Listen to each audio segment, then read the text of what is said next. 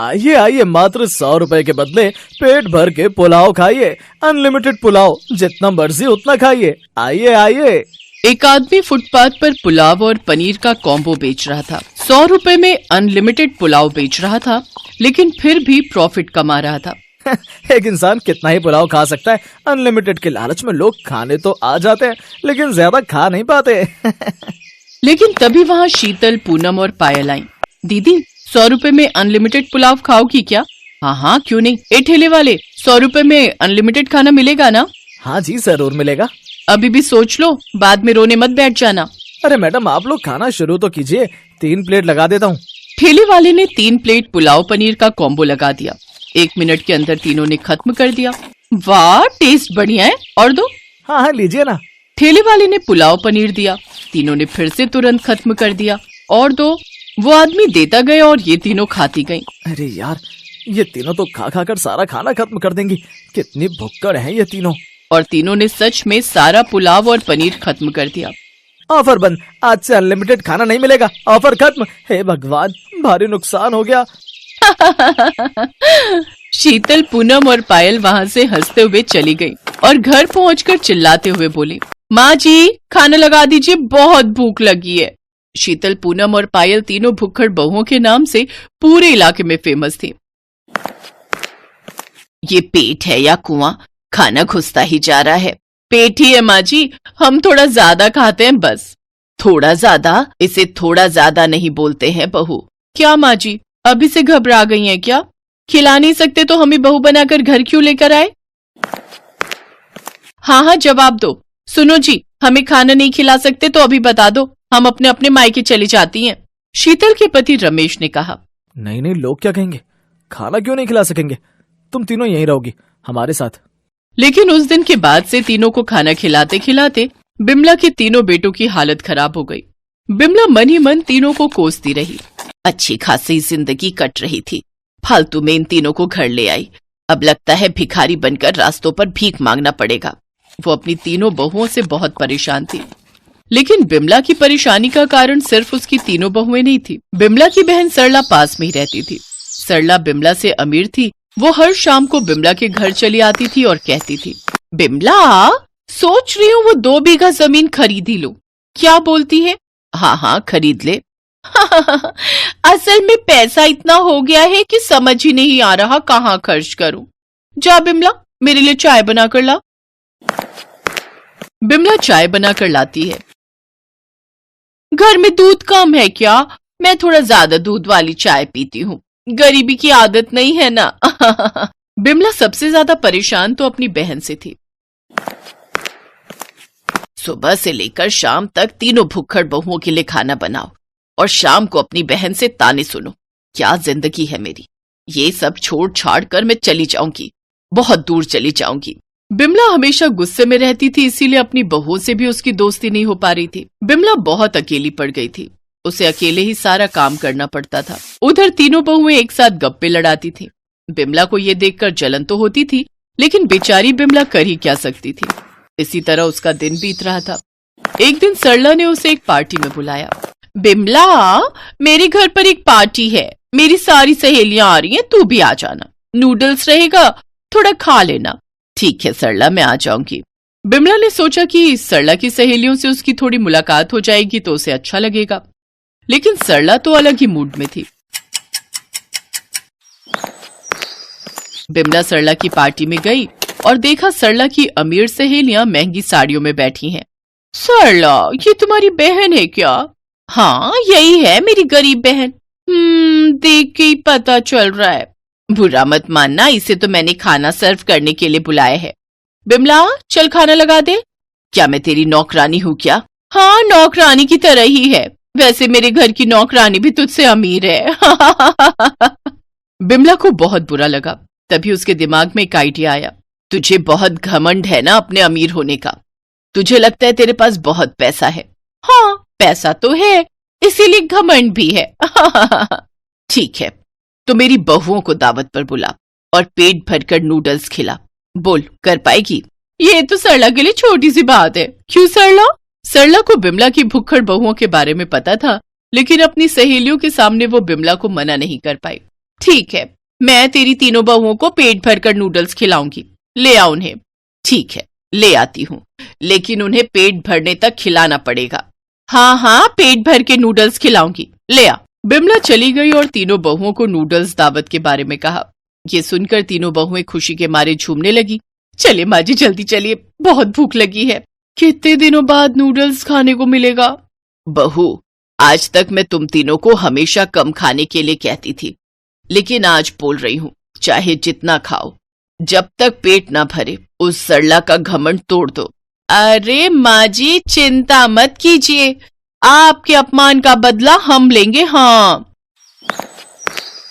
बिमला तीनों को लेकर सरला के घर चली आई। जल्दी से नूडल्स लाओ, पेट में चूहे दौड़ रहे हैं। सरला ने नूडल्स दिया। 1 मिनट के अंदर तीनों ने खत्म कर दिया। और लाओ, इससे तो भूख बढ़ गई है। सरला ने बाहर से नूडल्स मंगाए। रेस्टोरेंट से नूडल आ गया। सरला ने पैसे दे दिए। वो नूडल्स भी 2 मिनट के अंदर खत्म हो गया। अरे यार, क्या थोड़ा थोड़ा करके नूडल्स ला रहे हो? बाल्टियां भर के मंगाओ ना। बाल्टियां भर के? ठीक है। सरला ने आसपास के सभी रेस्टोरेंट से नूडल्स मंगाने शुरू कर दिए। बिमला पास मुस्कुराने लगी और तीनों बहुएं खाती रह गई। आसपास के सभी रेस्टोरेंट में भी नूडल्स खत्म हो गए। तब सरला दूर के रेस्टोरेंट से नूडल्स मंगाने लगी। वो पैसे देती रही और तीनों बहुएं खाती रही। तीनों ने पूरी रात नूडल्स खाया और सुबह डकार लेकर बोला, अब थोड़ा मंचूरियन हो जाए तो मजा आ जाएगा। सरला भड़क गई। नहीं है मेरे पास पैसे, सारे पैसे खत्म हो गए, भागो तुम लोग यहाँ से। क्यों? तू तो बहुत अमीर है ना। हाँ सरला, तुमने ही पंगा लिया था, अब पैसे कैसे खत्म हो गए? हाँ, नहीं है पैसे, नहीं है, भागो तुम लोग यहाँ से, नहीं है पैसे मेरे पास। घमंडी औरत, अब से मत आना मेरे घर पर, समझ गई? पेट भरकर नूडल्स भी नहीं खिला सकती, चली है घमंड करने। बिमला अपनी तीनों बहुओं को लेकर घर लौट आई। तीनों के साथ उसकी दोस्ती हो गई। माँ जी, अच्छा खासा सबक मिला सरला चाची को। हाँ, सही कहा, अब कभी नहीं आएगी यहाँ, बहुत अच्छा हुआ। माँ जी, हम फालतू में ही आपके साथ झगड़ते थे, आपका दिल बहुत अच्छा है, अब से हम एक साथ काम करेंगे और खाना बनाएंगे। हाँ माँ जी, अभी तो घर से क्लाउड किचन भी खोल सकते हैं, हम घर से ही खाना बनाकर बेच सकते हैं। हाँ, उससे पैसे कमा सकते हैं, हमें पता है कि हम ज्यादा खाते हैं, अब से सभी मिलकर खाना बनाएंगे, पैसे कमाएंगे और खाने का टेंशन भी नहीं रहेगा। उसके बाद से बिमला अपनी तीनों भुक्खड़ बहुओं के साथ हर रोज खाना बनाकर घर से ही बेचने लगी और पैसे कमाने लगी। बिमला के घर में भी सुख और शांति छा गई और ऐसे ही सभी खुशी खुशी रहने लगे। नागलोक की राजकुमारी शैवन्या बहुत परेशान थी। कुछ समय से उसके चेहरे पर भद्दे दाग हो गए थे, जिस कारण नागलोक के नगरों में रहने वाले बड़े नागराजाओं के पुत्र उससे विवाह नहीं करना चाहते थे। नागरानी सुपेला, हमारी पुत्री शैवन्या के विवाह के लिए हमने बड़े बड़े नाग कुमारों के लिए प्रस्ताव भेजा है, परंतु हमारी पुत्री शैवन्या के चेहरे को देखकर कोई भी नाग राजकुमार हाँ नहीं कहता। मुझे लगता है हमें अपने कुलगुरु से इस बारे में वार्तालाप करना चाहिए। शायद तुम ठीक कह रही हो नागरानी, हम आज ही कुलगुरु से भेंट करेंगे। नागराज और नागरानी दोनों कुलगुरु के पास जाते हैं और अपनी समस्या बताते हैं। नागराज यशवर्धन, इसका केवल एक ही उपाय है। नाग कन्या शैवन्या को पृथ्वीलोक में बने किसी सौंदर्य सदन में अपना श्रृंगार करना होगा, तभी नाग कन्या शैवन्या अपने चेहरे के इन दागों से छुटकारा पा सकती है। पर यह तो बहुत कठिन है कुलगुरु। इसके सिवा कोई और उपाय नहीं है। शैवन्या को पृथ्वीलोक जाना ही होगा। महल आकर शैवन्या के माता पिता उसे इस बारे में बताते हैं। ठीक है माताजी, पिताजी, जैसा आप कहेंगे मैं वैसा ही करूंगी। मैं पृथ्वीलोक पर जाने के लिए तैयार हूं, पर मेरी एक विनती है, मैं अकेली ही पृथ्वीलोक पर जाऊंगी। आप मेरे साथ किसी को भी नहीं भेजेंगे। ये कार्य मैं अकेले ही करना चाहती हूँ, इसलिए मैं नहीं चाहती मेरे कारण किसी को भी कोई परेशानी हो। पर बेटी, तुम बिल्कुल अकेली पृथ्वीलोक पर कैसे जाओगी? वहां किसी ने भी तुम्हें पहचान लिया तो तुम पर कोई संकट ना आ जाए पुत्री। आप चिंता मत करो माँ, मैं अपना ध्यान रखूंगी। अपने माता पिता से आज्ञा लेकर शैवन्या पृथ्वीलोक पर पहुंच जाती है और एक लड़की के रूप में आ जाती है, पर शैवन्या के चेहरे के निशान नहीं छिप पाते। ये इंसानी रूप ठीक रहेगा, इससे मुझे कोई पहचान भी नहीं पाएगा। हे राम, कैसा अंधा रिक्शा वाला है, टक्कर मारकर चला गया। मेरी तो चप्पल भी टूट गई। बेचारी कितनी परेशान हो रही है, मुझे इनकी मदद करनी चाहिए। रुकिए माँ जी, मैं आपकी मदद करती हूँ। जीती रहो बेटी, भगवान तुम्हारा भला करे। परेशान मत हो माँ जी, मैं आपको अपनी चप्पल दे देती हूँ। वास्तव में शैवन्या ने कोई चप्पल पहन ही नहीं रखी थी। वो जादू से एक चप्पल का जोड़ा बनाती है और उस बूढ़ी महिला को दे देती है। मेरा घर यहीं पास में ही है, आओ कुछ देर मेरे घर चलो। वैसे तुम्हारा नाम क्या है? मेरा नाम शैवन्या है। बड़ा ही प्यारा नाम है। इस तरह से शैवन्या उस बूढ़ी महिला के साथ बात करते हुए उसके घर पहुंचती है। तुम एक काम क्यों नहीं करती? जब तक तुम्हें किराए पर घर नहीं मिल जाता तुम मेरे घर पर ही रह लो। इतना बड़ा घर है, मैं और मेरा बेटा सुधीर ही तो रहते हैं, और सुधीर तो सुबह का गया शाम को लौटता है। तुम वो सामने वाला कमरा ले लो और अपना सामान वहां रख लो। आपका बहुत बहुत शुक्रिया माँ जी, आपने मेरी मुश्किल आसान कर दी, पर अभी तो मेरे पास कोई सामान नहीं है, मैं ऐसे ही आई हूँ। तो कोई बात नहीं बेटी, यहाँ कोई सामान की कमी थोड़ी है।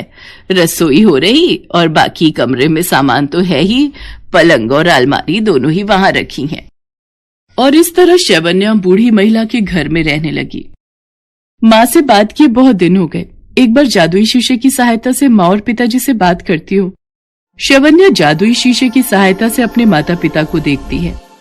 शैवन्या बेटी तू कैसी है, तू ठीक तो है ना? शैवन्या बेटी, तुम इस वक्त कहाँ हो? तुम अपने असली रूप में तो नहीं आई हो ना?